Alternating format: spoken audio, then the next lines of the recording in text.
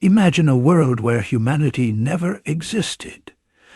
No bustling cities, towering skyscrapers, cell phones, and certainly no internet.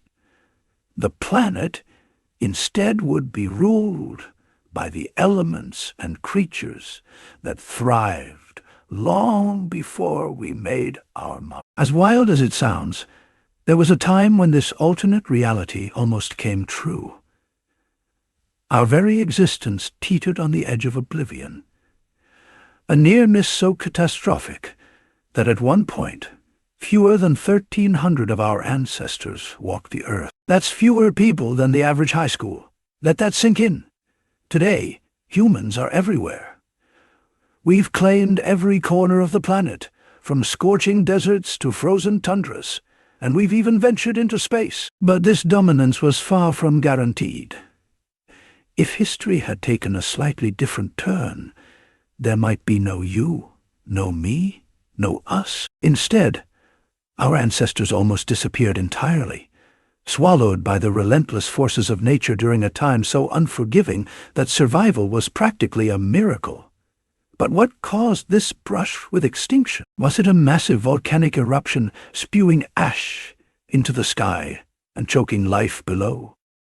Perhaps a global freeze that turned Earth into an icy wasteland? Or was it something more subtle, such as a silent thief in the genetic night, leaving a lasting mark on our DNA? The answer lies buried deep within our bones, and even deeper within the tiny code of life that makes us who we are. Our DNA. Scientists have pieced together an incredible story of survival, resilience, and the unlikeliest comebacks.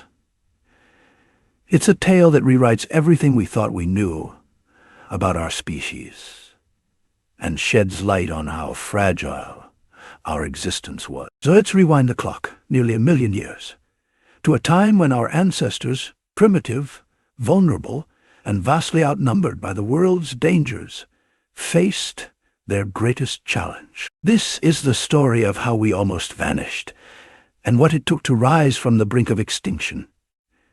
It's a tale of survival, and why you're here today.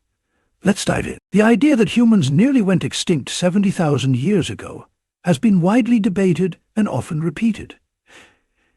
It stems from the discovery of what scientists call a genetic bottleneck, a sharp reduction in genetic diversity within a population. Researchers studying human DNA noticed that the genetic variation in certain populations, particularly those in Asia, was much lower than expected. This led to theories that humanity's ancestors might have faced a catastrophic event, drastically reducing their numbers. However, this explanation has become less likely as new evidence has emerged. For a long time, scientists have linked this supposed population crash to the eruption of the Toba supervolcano. This massive volcanic event occurred around 74,000 years ago in what is now Indonesia. Toba's eruption was one of the largest in Earth's history.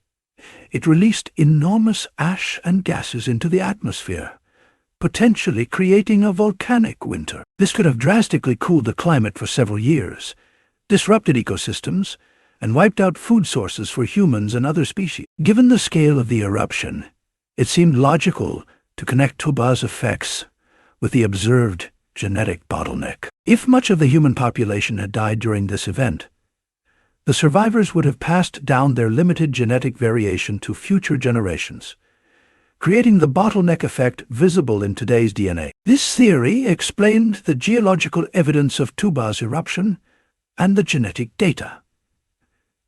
However, as scientists have gathered more evidence, the connection between Toba and a human population crash has become less convincing. Archaeological records show that humans were not uniformly affected by Toba's eruption.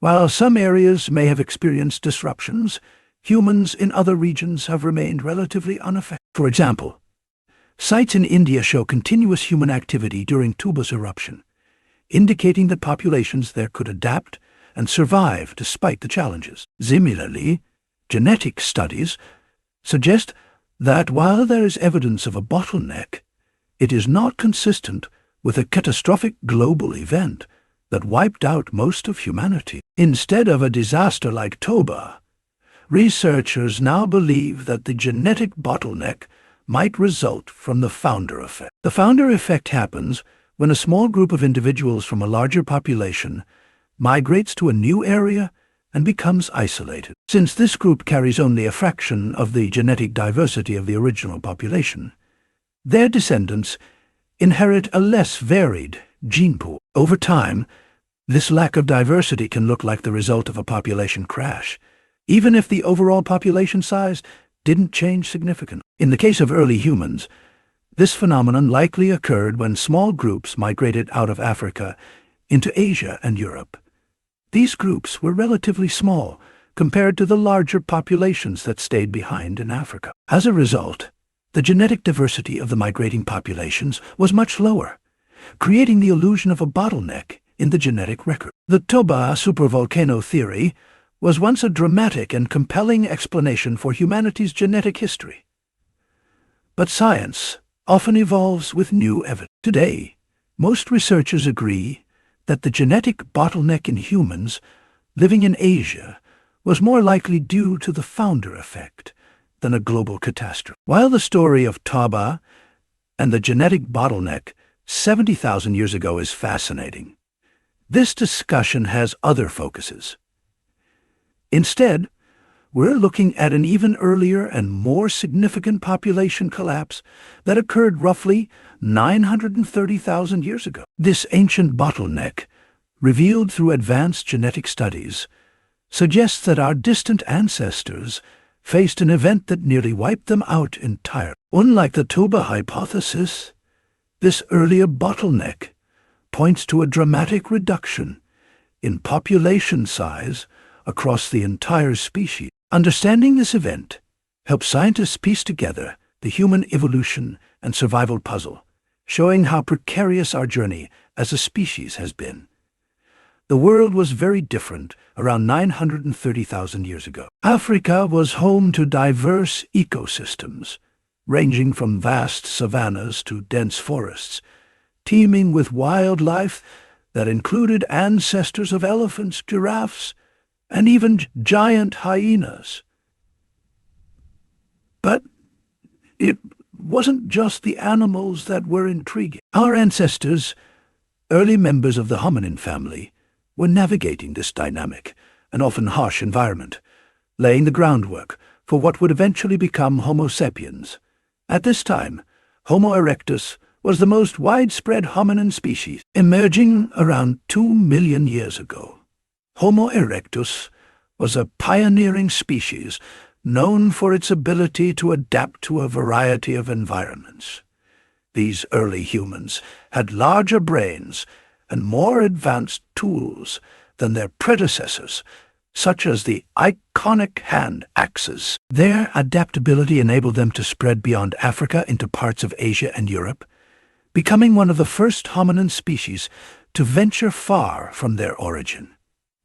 Meanwhile, in Europe, Homo antecessor occupied parts of what is now Spain. Thought to have lived around 1.2 million to 800,000 years ago, Homo antecessor is often seen as a side branch of the human evolutionary tree, more like a great ant species than a direct ancestor. While Homo antecessor is linked to European fossil records, it is Homo erectus that we consider a key player in our lineage, as genetic evidence suggests we inherited some of our DNA from them. The fossil record of Homo erectus is robust and well documented from its emergence up to about 900,000 years ago. But after this point, things get murky. Fossils dated between 900,000 and 650,000 years ago are conspicuously. This gap is puzzling because it coincides with one of the most critical periods in human evolution, the divergence of the lineages that would lead to modern humans, Homo sapiens, and Neanderthals. Homo neanderthalensis. This was a pivotal evolutionary moment. Around this time, populations of Homo erectus were beginning to adapt to changing environments, which likely drove their evolution into distinct species. The conditions of this period, marked by significant climate shifts and resource scarcity, created evolutionary pressures that shaped the genetic and physical traits of emerging hominin lineages. The genetic evidence tells us that this was a time of profound change. The population bottleneck during this period likely reduced genetic diversity and created a smaller, more isolated population that would evolve into later hominin species. This reduction in population size and genetic variation may have set the stage for the emergence of distinct lineages, including ours. Furthermore, this period likely saw the beginnings of cultural and technological innovations that would later define hominins, such as the first evidence of fire use and the refinement of tools. These advancements played a role in the survival and eventual recovery of the hominin population, allowing them to adapt to an increasingly challenging world. By 650,000 years ago, the lineage that would become Neanderthals and Denisovans had split from the one that would eventually lead to Homo sapiens. This divergence began a long evolutionary journey that would shape human history. The genetic legacy of Homo erectus and the challenges they overcame still resides within us, a testament to the resilience of our ancestors in the face of near extinction. This period, from 900,000 to 650,000 years ago, remains a critical and mysterious chapter in human evolution. The fossil gap challenges us to piece together the puzzle using genetic evidence, climate data, and the tools left behind by these early humans. Despite the missing fossils, the clues we've uncovered suggest that this was a time of incredible struggle and adaptation, paving the way for the rise of our species. When scientists first noticed a 250,000-year gap in the fossil record of early hominins, they chalked it up to bad luck. Fossilization is a rare process that requires very specific conditions, usually rapid burial in sedimentary rock. Without those conditions, an organism's remains are unlikely to survive long enough to fossilize. However, there's a twist.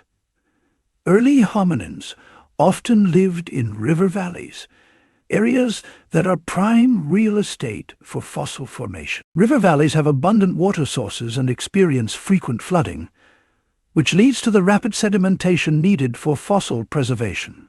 The lack of fossils from this period became even more puzzling. If the fossils aren't there, the most plausible explanation is that the populations weren't there either, or at least not in large enough numbers to leave a trail. This idea gains significant support when we look beyond the dirt and into our DNA. To solve the mystery, researchers turn to modern human DNA, using it to reconstruct the ancient population dynamics of our ancestors. They employed a technique called the site frequency spectrum, SFS, which analyzes variations in DNA sequences to estimate past population sizes. These variations, known as single nucleotide polymorphisms, SNPs, are neutral mutations that accumulate over generations without being influenced by natural selection.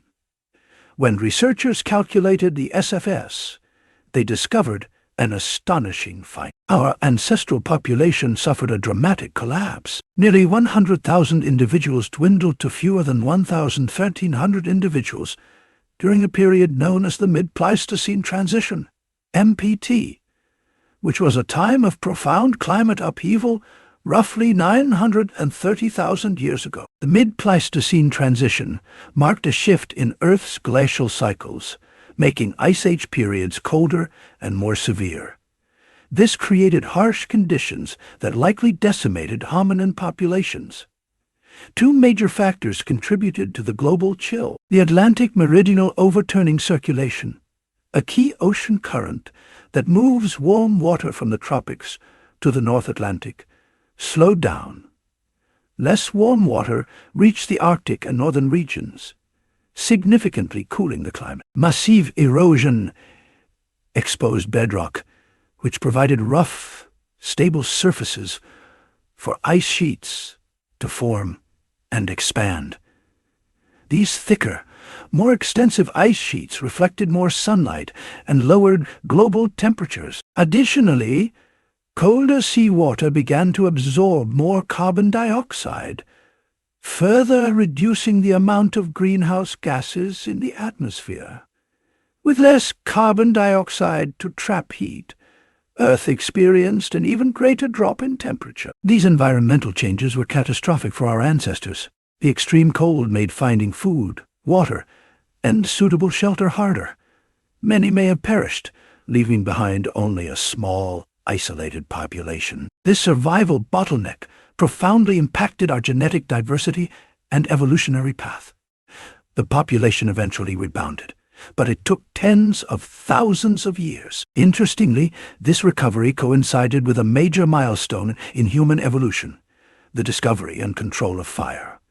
Fire allowed our ancestors to cook food, stay warm, and fend off predators, giving them an edge in harsh environments. While the fossil gap frustrates scientists, the genetic evidence paints a vivid picture of how close humanity came to disappearing entirely.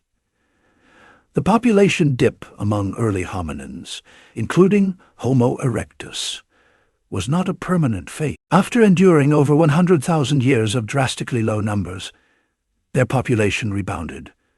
By around 800,000 years ago, the population of Homo erectus had increased to approximately 21,000 individuals. This gradual recovery coincided with a significant technological and behavioral milestone: the controlled use of fire. Evidence of early fire use appears around the same time as the recovery of Homo erectus. Controlled fire would have been a game-changer for survival in increasingly harsh environments. It provided warmth during colder climates, which were exacerbated by glacial cycles. Fire also allowed for cooking, which made food easier to digest and reduce the risk of disease from raw meat. This development may have increased caloric intake, supporting larger brains and more complex social structures. Firelight at night also extends active hours, fostering social interaction and communication.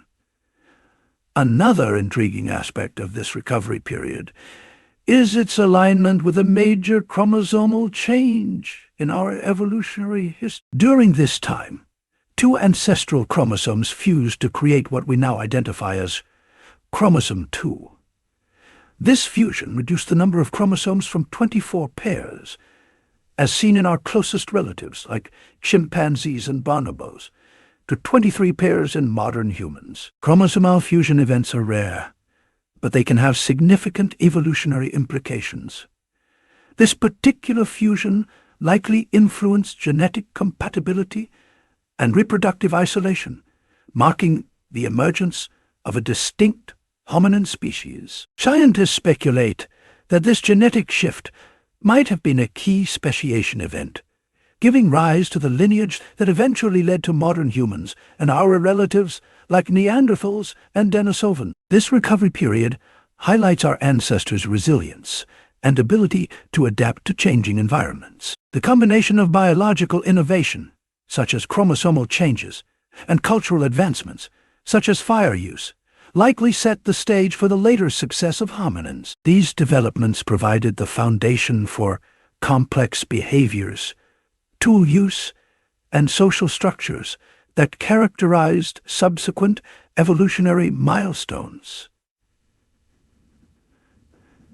Today, over 8 billion humans dominate the planet in numbers and influence. It's staggering that we all trace our ancestry back to fewer than 1,300 individuals who survived one of the most challenging periods in human prehistory. Our genetic code echoes an event that could have ended our lineage entirely, yet it also tells how we persevered, adapted, and ultimately thrived.